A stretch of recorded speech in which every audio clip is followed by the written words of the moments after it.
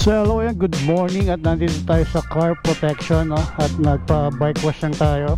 And they offer PPF, no, para sa mga kotse nyo. May mga price list na sila dyan. Follow nyo yung page na car protection. So soon i-vlog natin to, ipopromote natin tong shop na to. Kasi they offer PPF. Then nag-ano rin sila, nagtitint, nag-decals. And then nandito yung car wash. Paglabas makikita mo naman yung car wash nila rito. Yan, shoutout kay kuya.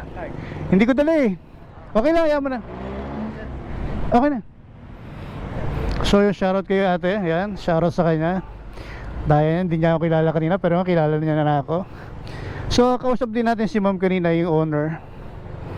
So let's go na, let's go. At papunta na tayo ng coffee project para magkape. Cold start.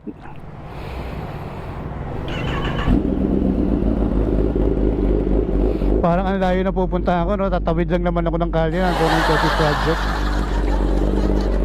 So ayun, car protection. So they offer bike wash, car wash. Tapos meron silang professional detailing and refinishing. So punta lang kayo rito at try nyo yung service nila. Sobrang galing ng service nila. So painit lang muna tayo. Car protection tint and wrap PH. So follow nyo yung page nila, car protection. So pwede kayong mag-inquire doon kung ano yung mga product or yung mga service na ino-offer nila.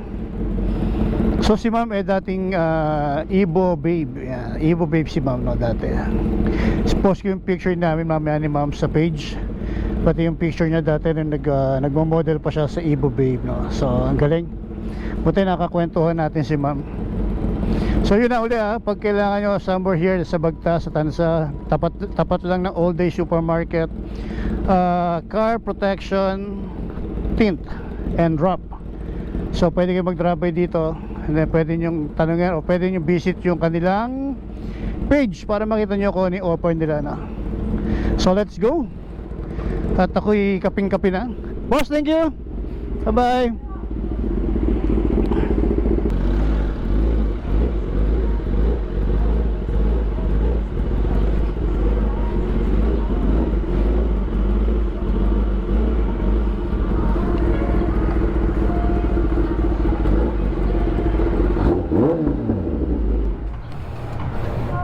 So yan, bagong linis na siya, no? Bagong linis na ang ating ZX Tenor. Bagong, hindi naman siya pwedeng iwax kasi nga nakarap siya. So tara, coffee project muna tayo, edit muna tayong video.